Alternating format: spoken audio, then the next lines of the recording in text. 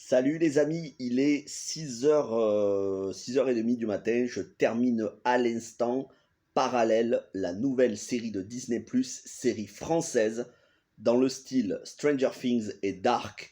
C'est une réussite totale, je vous en parle sans aucun spoiler parce que je veux vraiment pas vous gâcher l'intrigue. La critique sera courte parce que sinon il faudrait que je rentre dans les spoilers justement. C'est une série dans le style Stranger Things où on va vous parler de voyage dans le temps, de voyage dans des mondes parallèles. Une bande de quatre copains, c'est vraiment une amitié palpable, riche en émotions. Quatre copains qui se réunissent un soir pour fêter l'anniversaire d'un des leurs. Et ils sont près d'une centrale où il y a un accélérateur de particules.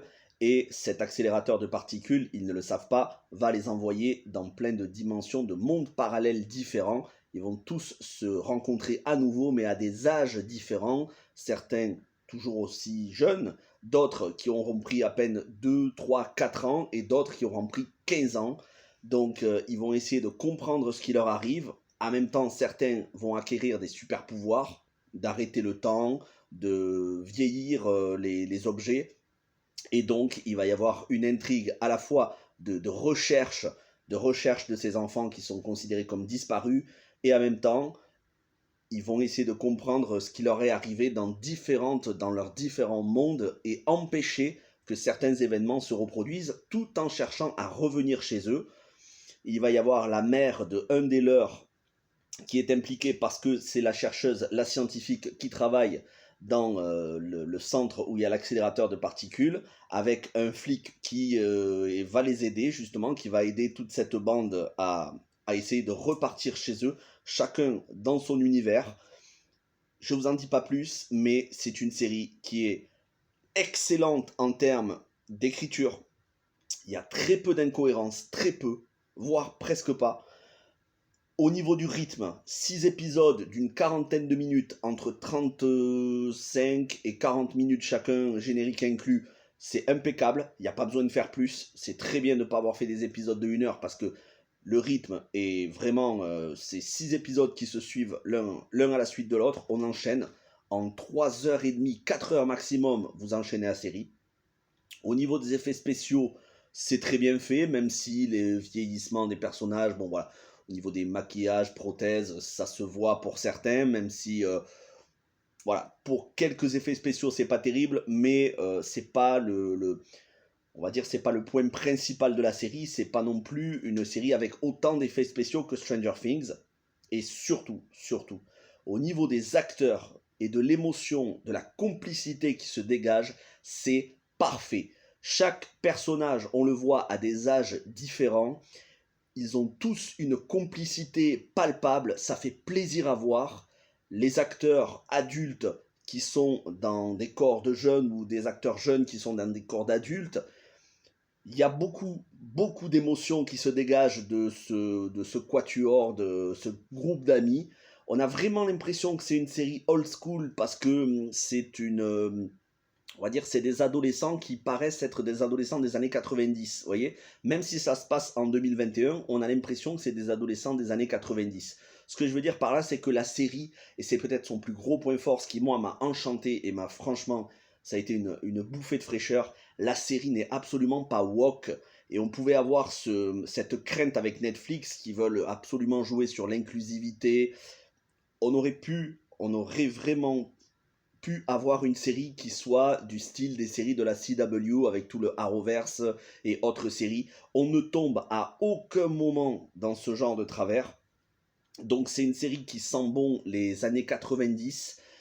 C'est les problèmes d'adolescents, un garçon qui cherche à dire à une fille qu'il est amoureux d'elle, idem pour la fille qui cherche à dire au garçon qu'elle est amoureuse, les premiers baisers, tout ce genre de choses, mais avec beaucoup de pudeur. Il n'y a jamais de vulgarité, c'est pas gnangnan, on ne tombe pas non plus dans la romance assez lourde d'adolescents, mais voilà, il y a ce côté teenage movie, enfin teenage série, avec beaucoup de science-fiction, un petit peu de fantastique, mais surtout beaucoup de science-fiction.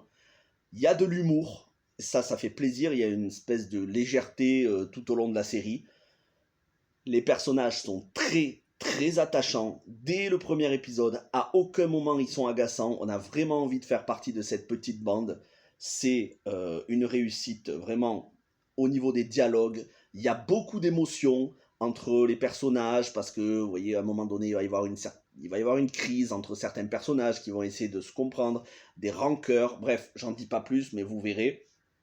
Et je peux pas vous dire la fin de la série parce que vraiment je vais vous garder la surprise. J'espère et je pense qu'elle va être renouvelée pour une saison 2 parce que avec ce format de 6 épisodes d'une quarantaine de minutes, ça va être très vite regardé et je pense que la série va cartonner.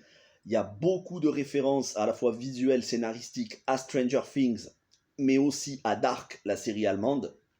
Alors ça peut vous faire penser à Stand By Me pour les gosses, mais aussi le groupe des ratés de ça, de It, de Stephen King, même si là il n'y a absolument aucun élément horrifique, hein, c'est tout public, mais attention, bien rythmé, avec beaucoup d'action. Et enfin, le dernier point fort, c'est la bande originale, que ce soit le score, la musique, la composition musicale, mais aussi les morceaux de musique, les chansons utilisées, notamment Sia, et ça m'a fait très plaisir, c'est ma deuxième chanteuse préférée. Et on a même un morceau de Billie Eilish que j'aime beaucoup aussi. Donc on a des musiques modernes qui font que la série n'est absolument pas ni ringarde, ni ridicule à aucun moment. Ça fait vraiment pas penser à des séries de la CW. Donc c'est une réussite totale. Je vous encourage vraiment à regarder. Parallèle, c'est sorti le 23 mars sur Disney+. 6 épisodes d'une quarantaine de minutes. C'est une série française, je crois que je ne vous l'avais pas dit, mais c'est une série française avec des acteurs qui sont vraiment très crédibles. On a vraiment l'impression que c'est une série américaine, mais avec des acteurs français. Ça fait absolument pas faucher comme série au niveau du budget. Après, ça se passe en décor naturel. Je crois que ça se passe en Suisse ou pas très loin, dans les Alpes en tout cas. Donc, décor naturel, montagne, forêt, tout ce genre de choses. Et voilà, des personnages vraiment très attachants. Donc, ça fait plaisir d'avoir ce genre de série. Disney Plus veut enrichir son catalogue avec des séries étrangères et donc ici une série française qui, ma foi, a un très fort potentiel. Honnêtement, je me suis attaché à ces personnages autant que à ceux de Stranger Things. J'espère vraiment les retrouver pour une deuxième saison. N'hésitez pas à me dire ce que vous avez pensé de cette série. En attendant, je vous souhaite une bonne journée, une bonne fin de semaine. On se retrouvera peut-être pour une autre vidéo en fin de semaine, sinon la semaine prochaine. Mais vraiment, je vous encourage à regarder cette série parce que c'est une bouffée d'air frais dans les séries d'ados aujourd'hui. Merci à toutes et à tous, portez-vous bien et à très vite.